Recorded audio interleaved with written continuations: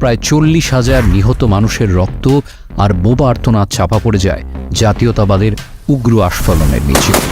চলুন আজকে সেই চেপে রাখা ইতিহাসকেই অতীত খুঁড়ে তুলে আনার চেষ্টা করি।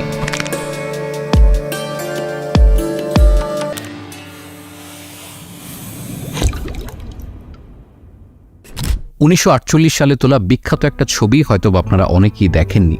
ভারতের তৎকালীন স্বরাষ্ট্রমন্ত্রী সর্দার বল্লভভাই প্যাটেল নেমে আসছেন বিমান থেকে। তাকে বরণ করার জন্য রানওয়ের পাশে দাঁড়িয়ে আছেন হায়দ্রাবাদের শেষ নিজাম মীর ওসমান আলী শাহ। চোখমুখ দেখে বোঝা যাচ্ছে এখানে আসার বিন্দুমাত্র ইচ্ছে ছিল না তার। থাকবে কিভাবে?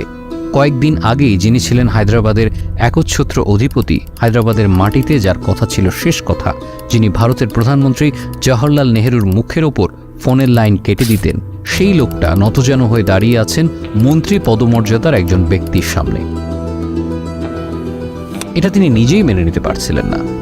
তিনি তো তখন এক পরাজিত সেনাপতি, বিজয়ীর সামনে কর্নিষ্ঠকে দাঁড়িয়ে থাকাই যার কাজ। মীর ওসমান আলীর মুখে তখন রাজ্যের অন্ধকার। সে অন্ধকার তো তখন গ্রাস করেছে হায়দ্রাবাদের মানচিত্রকেও। তবে এই অন্ধকার নেমে আসার পেছনে হায়দ্রাবাদের এই নিজামের দায়ভারও কিন্তু কম ছিল না।